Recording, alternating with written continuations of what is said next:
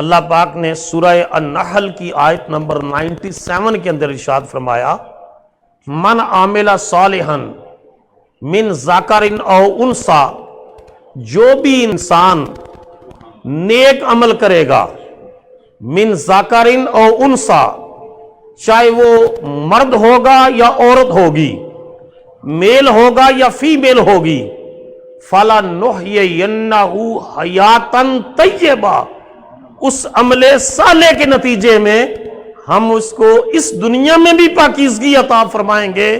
اور مرنے کے بعد اس زندگی سے بھی پیاری زندگی عطا فرمائیں گے۔ دنیا جینڈر ایکویلٹی کی بات کرتی ہے، ماڈرن آرگنائزیشنز اور فیمنزم کی جو موومنٹس ہیں، تحریک حقوق نسوانیت، عورتوں کے حقوق کی تحریکیں، وہ کہتے ہیں کہ یہ ڈسکریمنیشن کیوں ہے اسلام کے اندر کہ مرد مین آر سپیریئر دین وومن۔ ہم کہتے ہیں ایک بات تو قرآن مجید میں اللہ نے فرمائی، الرجال قوامون علی النساء، مرد از اے کسٹوڈین، مرد is a superior, man is a superior than woman. اللہ نے اس کی رسپانسبلٹی اور چیزیں ایسی بنائیں، مگر جب نیکی کا میدان آئے گا، تقوی کا میدان آئے گا، نماز کا میدان آئے گا، روزے کا میدان آئے گا، اللہ نے اس میں جینڈر ایکویلٹی رکھی۔ فرمایا کوئی مردوں میں نیکی اور تقوی کا راستہ اختیار کرے گا،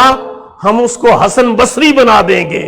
کوئی عورتوں میں نیکی کا راستہ اختیار کرے گا، ہم اس کو رابعہ بصریہ بنا دیں گے۔ جو بھی مرد ہوگا یا عورت نیکی کا کام کریں گے، رائٹسنس کو اختیار کریں گے، پائٹی کو اختیار کریں گے، اللہ کا تقوی اور صالحیت اختیار کریں گے، فرمایا قبر میں بھی پاکیزگی دیں گے، حشر میں بھی پاکیزگی عطا۔ وَلَنَجْزِيَنَّهُمْ أَجْرَهُمْ بِأَحْسَنِ مَا كَانُوا يَعْمَلُونَ۔ آپ جس کمپنی میں کام کرتے ہیں وہ آپ کے ساتھ ایک کنٹریکٹ سائن کرتی ہے، آپ کو 1 آور کے $20 $25 پے کیے جائیں گے۔ ایسا نہیں ہوتا کہ انہوں نے کنٹریکٹ میں تو $20 لکھا ہو، at the end of month جب آپ کی سیلری پیکج بنے تو $30 کے حساب سے دیں، ایسا نہیں ہوتا۔ مگر خدا کا اصول یہ ہے، وَلَنَجْزِيَنَّهُمْ أَجْرَهُمْ بِأَحْسَنِ مَا كَانُوا يَعْمَلُونَ، فرمایا تمہارے عملوں سے بڑھ کر میں اجر عطا فرماؤں گا۔ تم عمل کرو گی اپنی کیپیسٹی کے مطابق، تم نیکی کرو گی اپنی ہمت کے مطابق، میں رب اجر اور ریوارڈ اور صلہ دوں گا اپنی قدرت کے مطابق۔ تو یہ جو نیکی کا میدان ہے، اس میں ہر شخص کو کمپٹیشن دیا، فرمایا یہ مقابلہ ہے، کمپٹیشن ہے نیکی، کمپٹیشن ہے عبادت، کمپٹیشن ہے چیریٹی کرنا، کمپٹیشن ہے وڈو، آرفن، نیڈی کی ہیلپ آؤٹ کرنا، کمپٹیشن ہے آپ سخت دھوپ میں بھی نماز کا وقت آ گئے رب کے حضور سجدہ کیا، اللہ فرشتوں کے سامنے فرماتا ہے، فرشتوں تمہاری عبادت میں تمہیں نیند اور اونگ کی ضرورت نہیں، کمائی تم نہیں کرتے، مگر میرا بندہ رزق حلال بھی کماتا ہے، میری دہلیز پر اپنا سر بھی جھکاتا۔ اور جن ذات کا ذکر ہم کر رہے ہیں، امام علی مقام امام حسین، امام حسن مجتبی، سیدنا علی شیر خدا رضی اللہ تعالیٰ روایت کرتے ہیں کہ الحسن اشبع برسول اللہ صلی اللہ علیہ وسلم ما بین الصدر الی الراس، کہ جو امام حسن تھے نا وہ سر اقدس سے لے کر سینے تک تصویر مصطفیٰ تھے۔ سارے اونچا بولو نا، والحسین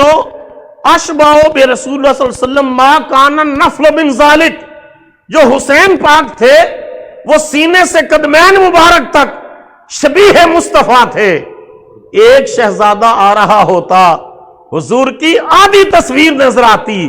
دونوں شہزادے نظر آتے تو مصطفیٰ کی پوری تصویر نظر آتی تھی۔ میرے امام اعلیٰ حضرت نے لکھا، معدوم نہ تھا سایہ شاہ ثقلین، معدوم نہ تھا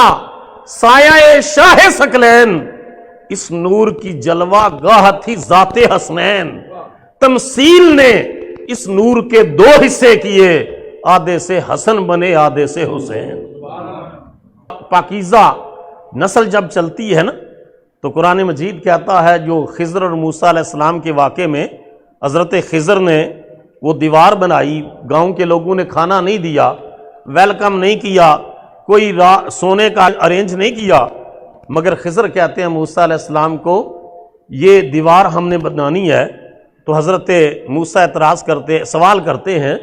کہ ان دیہاتی لوگوں نے بیڑی بے مروتی کا مظاہرہ کیا،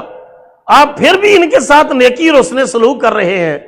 فرمایا یہ دیوار کے نیچے خزانہ ہے، ٹریجر ہے 2 آرفنز کا، یتیم بچوں کا، اور ہم نے ان بچوں کے اس خزانے کو بچانا ہے، اس کے لیے دیوار بنانی ہے۔